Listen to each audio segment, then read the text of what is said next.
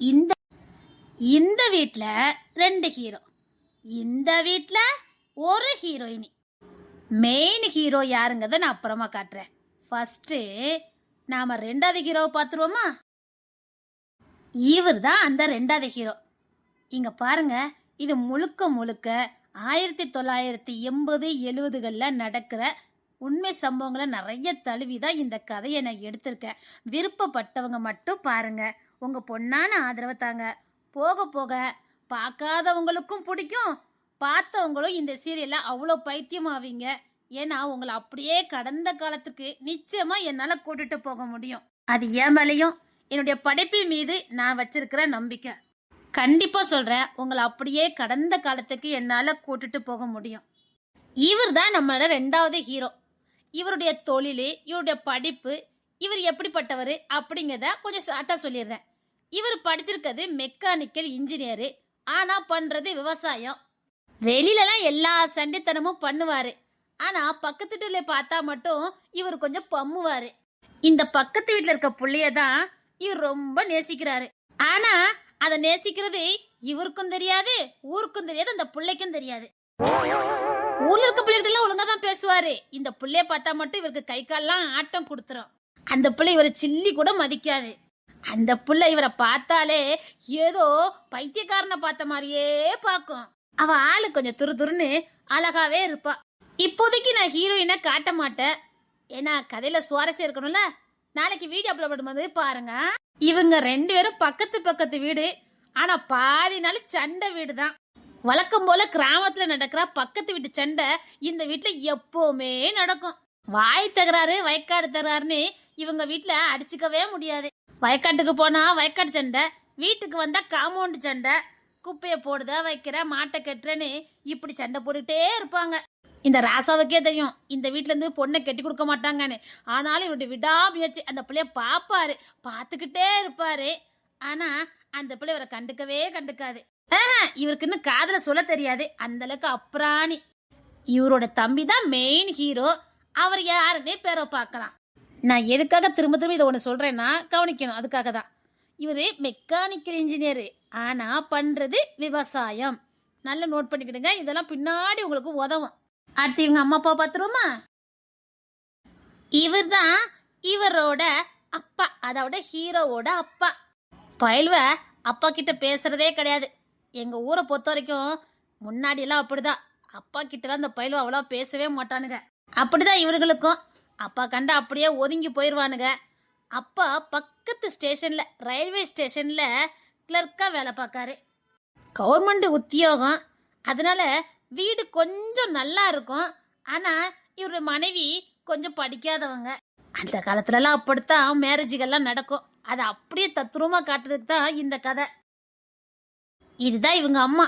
படிக்கல, ஆனா புருஷன் வேலை பார்க்கறதுனால எப்பவும் டிப்டாப்பாவே அம்மையார சுத்துவாங்க.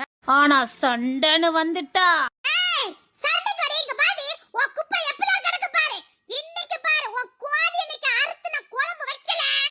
புரிஞ்சிருக்கும்னு நினைக்கிறேன். இதே சண்டை தினமும் நடக்கும். சரி, அந்த வீட்டு ராட்சசி யாருன்னு பாத்துறது எல்லாம் ஹீரோயினிய அப்பமா காட்டுறேன். ஹீரோனுக்கு சம்பந்தப்பட்டவங்களை காட்டினாதான் கதை ரொம்ப சுவாரஸ்யமா இருக்கும். யாருன்னு தெரிஞ்சிருக்குமே ஷாக்கா இருப்பீங்களா? நம்ம காதாம்பரி தான், இதுலயும் காதாம்பரி தான். அப்படியே ரஃப் டைப், அதாவது குணத்துல ரதி. அப்ப புள்ள எப்படி இருக்குன்னு பாத்துக்கிடுங்க. இந்த வீட்டுலதான் இவர் ஒத்த கால நிக்காரு பொண்ணு எடுக்கணும்னு. இந்த ஊர்ல கொஞ்சம் வசதி, அத வச்சே பெருமை பீத்துறதுல இவங்கள அடிச்சுக்க முடியாது. என்ன ஓ புருஷன் கவர்மெண்ட் வேலை பார்க்கறானே ரொம்ப பீத்துறியா? கொஞ்சம் மாடி போட்டு வீடு கட்டிட்டாலாம், ரொம்ப பீத்தாத. யா பயிரலோ வேலை பார்த்து பெரிய பங்களா கட்டுவானுங்க இந்த பயிலுவ. இந்த ஊர்ல மாடி போட்ட வீடு இவங்க வீடு தான். அப்பெல்லாம் அப்படிதான், மாடி போட்ட வீடு இருந்தாலே அவங்களாம் பெரிய பணக்காரங்கன்னு நினைப்பு இருக்கும் எல்லாருக்கும். அவங்களுக்கு தனி உலகத்துல வாழ்ற மாதிரியே நினைப்பு இருக்கும். அப்படித்தான் இந்த அம்மையா இருக்கும். இவங்க தான் ஹீரோயினோட அம்மா, அதாவது செகண்ட் ஹீரோயினோட அம்மா. அப்படியே இந்த அம்மையாரோட ஹஸ்பண்டையும் கொஞ்சம் பாத்துருங்க. அப்பாவி அப்பா. சண்டை போடாதீங்கம்மா, உள்ள போங்கம்மா. எப்பவுமே இவருக்கு சமாதானப்படுத்துறதே வேலையா போச்சு. 2 குடும்பம் அடிபிடி போடும் போதெல்லாம் நடுசுல அப்பாவியா நின்று வழக்கு தீக்கிறவரு இவரு தான். இந்த வீட்டு ஆம்பளைங்கெல்லாம் ஒருத்தருக்கு ஒருத்தர் நல்லா அன்பா அனுசரணையா தான் போவாங்க. இந்த வீட்டு பொம்பளைங்களுக்கு தான் ஆவாது. அப்படியே கொஞ்சம் மற்றவங்களையும் நம்ம பார்த்துட்டு வந்துருவோமா? இது ஒரு குடும்பம். நான் திரும்பவும் சொல்றேன், இது பக்கா கிராமத்து கதை. 1970, 80, 90களில் நடக்கிற அழகான சுவாரஸ்யமான பல நினைவுகளை கொண்ட 2000 பிறந்த பிள்ளைங்களுக்கு சத்தியமா தெரிஞ்சிருக்காது. அதே நேரத்தில் 60, 70, 80 பிறந்த பிள்ளைங்க நீங்க திரும்ப அப்படியே உங்க பழைய காலத்துக்கு போவீங்க. அதுக்கு நான் கேரண்டி. அட, இது நம்ம ஊர்ல நடந்த மாதிரியே இருக்குல்ல, அட இது நமக்கு நடந்த மாதிரியே இருக்கலான்னு நீங்க ஒவ்வொருத்தரும் மெய் சிலுத்தி இந்த டைம் எப்போ வரும் இந்த வீடியோ அப்படின்னு நீங்க காத்திருந்து கண்டிப்பா பார்ப்பீங்க. என் கதை எப்போவுமே ஆரம்பத்தில் கொஞ்சம் ஸ்லோவாக போன மாதிரி தெரியும், ஆனால் ஸ்லோவாக இல்லை. அப்புறம் எல்லாரும் திரும்ப வந்து பழைய எபிசோட்லாம் பார்க்குற அளவுக்கு இருக்கும். அதனால இந்த எபிசோடை நீங்கள் ஆரம்பத்துலேருந்தே பாருங்கள், ஸ்கிப் பண்ணாதீங்க. முக்கியமாக சொல்லணும்னு நினைக்கிறது, குயிலி முடிஞ்சிட்டு அதனால தான் நான் இந்த வீடியோ அப்லோடு பண்ணுறேன். கண்டிப்பாக உங்களுக்கு பிடிக்கும், ரொம்ப ரொம்ப பிடிக்கும், அதுக்கு நான் கேரண்டி. குயிலி மாதிரி இது சின்ன வீடியோலாம் இல்லை, இது கொஞ்சம் அதை விட கொஞ்சம் பெரிய எபிசோடு தான். ஏன்னா இதில் நிறைய சுவாரஸ்யங்கள் இருக்குது. ஏன்னா அந்த காலத்தில் உள்ள விஷயங்கள் அப்படி உடனே ஷார்ட்டாக முடிக்க முடியாது. அது ரொம்ப அழகான ஒரு காவியம், மிக மிக ஒரு அழகான காவியம். காதல், காமெடி, கிராமத்து இன்பம், துன்பம், பாசம், குடும்ப வாழ்க்கை, எல்லாரும் எவ்வளோ விஷயங்களை விட்டு கொடுத்து போனாங்க, எவ்வளோ அனுன்யமாக இருந்தாங்க, எவ்வளோ உண்மைத்தன்மை இருந்தது அப்படிங்கிறது தான் விஷயம். அந்த காலத்தில் டிவி, ரேடியோலாம் எங்கேயாவது ஒரு வீட்டில் தான் இருக்கும். அதெல்லாம் இந்த கதையில் நான் கொண்டுட்டு வருவேன். அப்போல்லாம் அது எப்படி இருக்குன்னு நீங்கள் பாருங்கள், சரியா? சரி, அடுத்தடுத்து நம்ம விஷயத்த போயிருவோம்.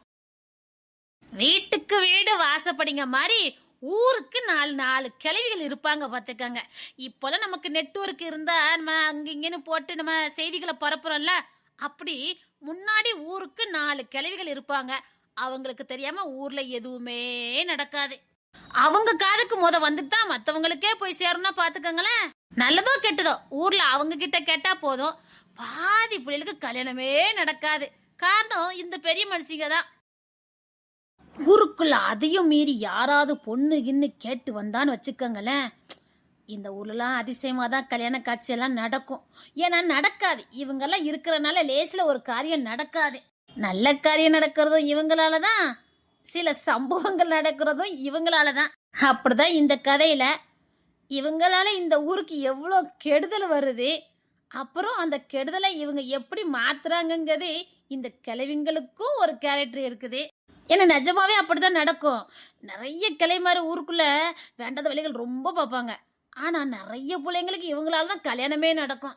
நல்லா இருந்த ஊரும் 4 கிழவிகளும். ஏன் இப்படி சொல்றேன்னா, இந்த ஊர்ல சில சம்பவங்கள் நடக்க போகுது, அதுக்கு காரணமும் இவங்க தான். பெரிய பெரிய வேலையெல்லாம் பார்த்து விட்டுருவாங்க. அப்புறம் இங்க நடக்க போற நல்ல விஷயங்களுக்கும் இந்த கிழவிங்க தான் காரணம். ரொம்ப சுவாரஸ்யமா இருக்கும், பாருங்க. அந்த காலத்து பாட்டிங்க பேச்செல்லாம் கேட்கணும்னு ஆசை இருந்துச்சுன்னா மறக்காம பாருங்க. குச்ச நாச்சமே இருக்காது, அவ்வளோ ஓப்பனா பேசுவாங்க. ஆனா ஒவ்வொன்றுக்கும் ஒரு அர்த்தம் இருக்கும். கேட்கும்போது ஒரு மாதிரி இருக்கும், ஆனா பின்னாடி நறுக்குன்னு மண்டையில ஏறும். ஏன்னா கிளவி சொல்லு அப்படி பசுமரத்துல ஆணி அரைஞ்ச மாதிரி பளிச்சுன்னு பதியும். கிளவிகள்கிட்ட சேர்ந்து கெட்டு போனதா எந்த புள்ளியும் இருக்காது. ஏன்னா கிளவியோட ஆலோசனை அப்படி இருக்கும். சரி, அடுத்தடுத்து பார்க்கலாமா? மீண்டும் பள்ளிக்கு போகலாம், அங்கே நாமே நம்மை தேடலாம். யாருக்கெல்லாம் மறுபடி நம்ம படிச்ச கவர்மெண்ட் ஸ்கூலுக்கு போகணும்னு ஆசை இருக்கு? நம்ம துக்கத்தை இல்லை, நம்ம சந்தோஷத்தை தொலைச்ச இடம் இது மட்டும்தான். எல்லாருமே நம்ம வாழ்க்கையில சந்தோஷத்தை தொலைச்ச ஒரே இடம் இங்க தான். ஏன் இப்படி சொல்றேன்னு நினைக்காதீங்க, நம்ம கடைசியா சந்தோஷமா இருந்தது இங்க தான். அதனால தான் அப்படி சொன்னேன். உண்மையான சந்தோஷம், ஒவ்வொரு ஆணும் பெண்ணும் வாழ்க்கையில உண்மையிலே சந்தோஷத்தை அனுபவிச்ச ஒரே ஒரு இடம்னா அது இந்த பள்ளிக்கூடம் மட்டும்தான். அங்க சோகம்னா என்னன்னே தெரியாது, துக்கம்னா என்னன்னே தெரியாது. 4 மணி சாயங்காலம் பெல் அடிச்சா வீட்டுக்கு போனா கடுங்காப்பியும் பொரிக்கடலையும் தான் இருக்கும். அதை எப்போ சாப்பிடலான்னு வீட்டுக்கு வரும் பிள்ளைங்க. மதியம் சாப்பிட்டா சத்துணவு, குழம்பு ரொம்பலாம் நல்லா இருக்காது, வெறும் கடலை மாவு தான் கலக்கி வச்சிருப்பாங்க. ஆனா அதுதான் எங்களுக்கு அமுதமா இருந்தது. அதை சாப்பிட்டுட்டு 4 மணிக்கு பெல் அடிச்சோன்னே வீட்டுக்கு வந்தா கடுங்காப்பியும் பொரிக்கடலை தான் இருக்கும். அதை சாப்பிடும் போது கிடைக்கிற ஆனந்தம் இருக்க, நீங்க அதெல்லாம் இந்த கதையில ரொம்ப பார்க்கலாம். மிஸ் பண்ணிடாதீங்க ஃப்ரெண்ட்ஸ். திரும்பவும் சொல்றேன், இதே மாதிரி இன்முலக்காத்துல யாராவது கதை எடுப்பாங்களா இல்லை இதே மாதிரி திரும்ப நம்ம பார்க்க முடியுமான்னு தெரியாது. ஏன்னா இன்னும் ஒரு 10 வருஷம் கழிச்சுனா இந்த ஜென்ரேஷன் அப்படியே மறைஞ்சிரும். அத்திப்பூத்தால யாராவது ஒரு 2 பேர் தான் இந்த மாதிரி கதை எடுக்க வருவாங்க. அதனால கிடைக்கும் போது பயன்படுத்திக்கிடுங்க. அட நம்ம முண்டக்கணி இல்லாத ஒரு கதையா? இவங்க தான் நம்ம மெயின் ஹீரோயினி. வாயில அடிச்சுக்க முடியாதம்மா, அவ்வளோ நக்கல நையண்டி தான் தாராளமா வரும். நம்ம ராணி தான் இதுலயும் காமெடினா இது வரைக்கும் நீங்க எத்தனையோ எபிசோட் பார்த்துருக்கலாம் நம்ம கதையில, நம்ம சேனல்ல. இதுல ராணியோட காமெடி அல்டிமேட்டா இருக்கும். ஏன்னா பக்கா கிராமத்து சேட்டை. இந்த நாளுமே ஒண்ணுக்கு ஒண்ணு சலிச்சது கிடையாது. இந்த நாளும் எப்பவுமே திருட்டுத்தனம் மட்டும்தான் பண்ணும். இவங்க நல்ல ஃப்ரெண்ட்ஸ் இல்ல, திருட்டுத்தனம் பண்ற ஃப்ரெண்ட்ஸ். புரியல? ஊருக்குள்ள அந்த 4 கிழவிகளையும் மிஞ்சினதே இதுகதான். பண்றது எல்லாம் மொல்ல மாதிரித்தனம் தான்.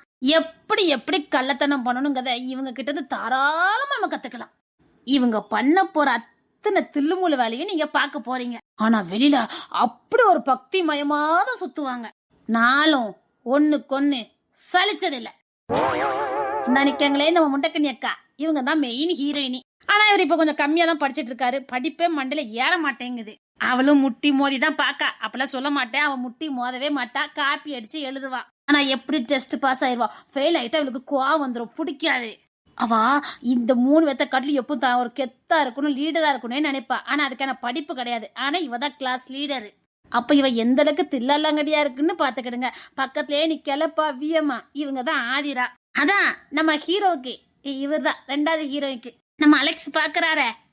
அவரு இந்த அம்மையாரு தான். வீட்டுக்கு செல்ல குரங்கு. இங்க வந்தா பெரிய அப்பாவி மாதிரியே இருப்பா. ஆனா இவ கூட சேர்ந்துக்கிட்டு இவ பண்ணாத லுல்லே கிடையாது. அதாவது பிள்ளைங்க அழகோ நடிக்கும் பார்த்துக்குங்க. அந்த கேட்டு இந்த நாளும் நம்ம ராணி விட்டுட்டேன்னு அவ பண்ற சேட்டை ஊருக்கே தெரியும். அவளும் இவங்களே மாதிரி தான் பண்ற சேட்டை வெளியில தெரியாமலே பாத்துக்கலாம் தான் நினைக்கா. ஆனா அவ சேட்டை எல்லாத்தையும் மிஞ்சி வெளியில தெரிஞ்சிடும். நம்ம ஊர்ல ஒரு ஜோக்கு சொல்லுவாங்களே, எவ்வளவு அடிச்சாலும் தாங்குறான் இவன் ரொம்ப நல்லா வேண்டானே. அந்த கதை தான் இவ கதை. இவ சும்மா இருந்தாலும் இவ கரகம் சும்மா இருக்க விடாதுல்ல.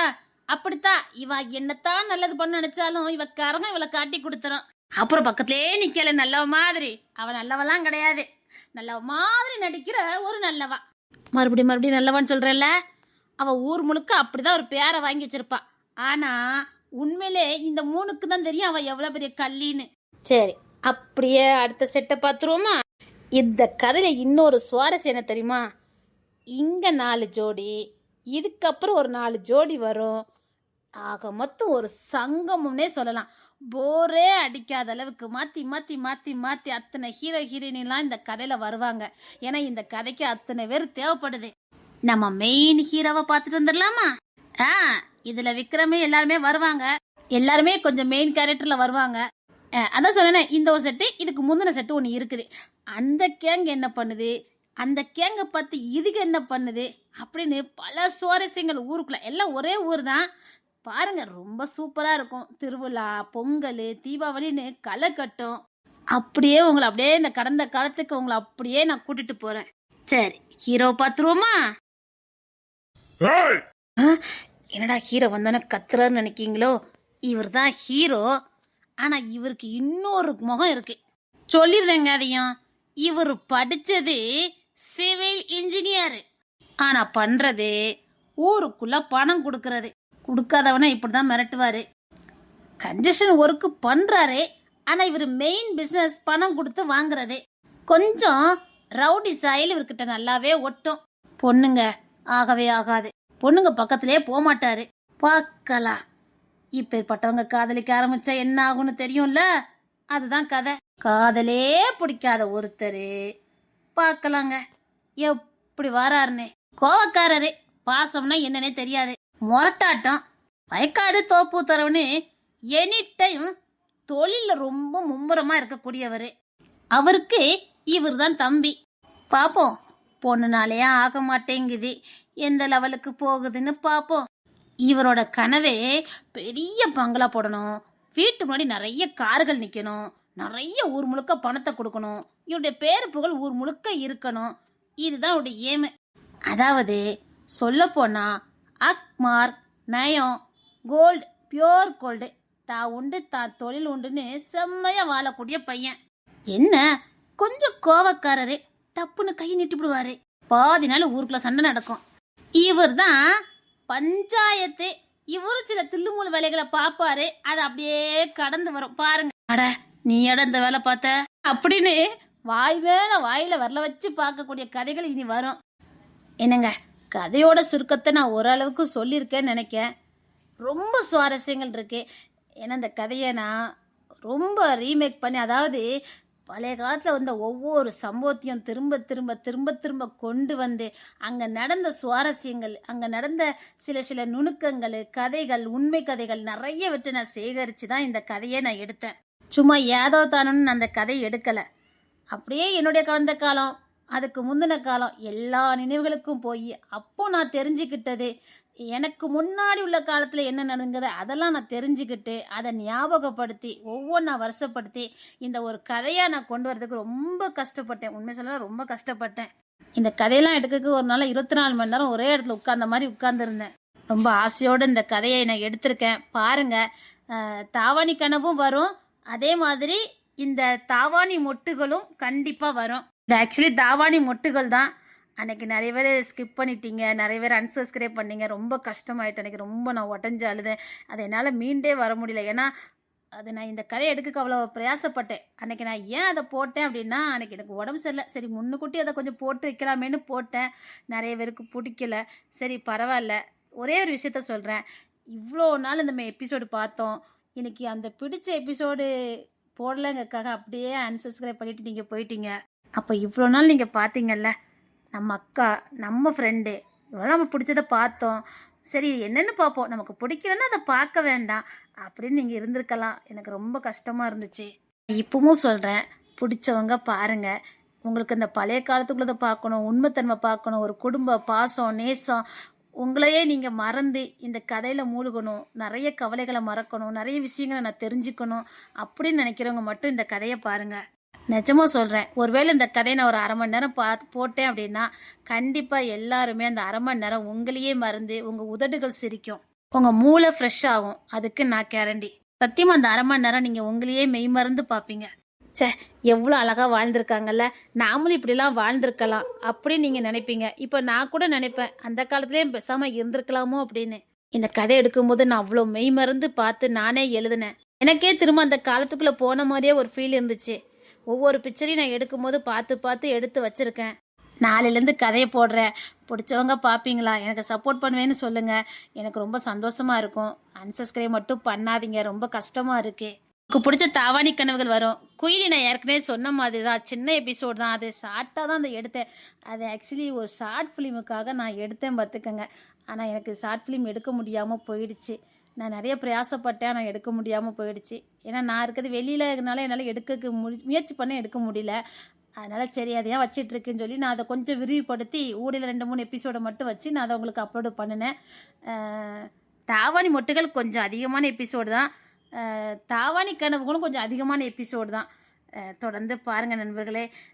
திரும்ப சொல்கிறேன், நீங்கள் ஒரு நாள் 2 நாள் பார்க்கறத விட தொடர்ந்து கொஞ்ச நாள் பாருங்கள், உங்களுக்கு ரொம்ப பிடிக்கும். ஆகா நல்லா இருக்குன்னு நீங்களே மற்றவங்களுக்கு ஷேர் பண்ணுவீங்க. அந்தளவுக்கு ரொம்ப நல்லாயிருக்கும். அந்தளவுக்கு கொடுக்கறதுக்கு நானும் கண்டிப்பாக முயற்சி பண்ணுவேன்.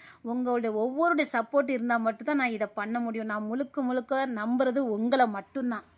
என் அன்பு சகோதரிகள், என் பிள்ளைங்க அப்படின்னு ஒவ்வொருத்தையாக நினச்சி தான் நான் அதை கேட்குறேன். பாருங்கள் உங்களுக்கு எவ்வளோ பிடிக்குன்னு பாருங்கள்.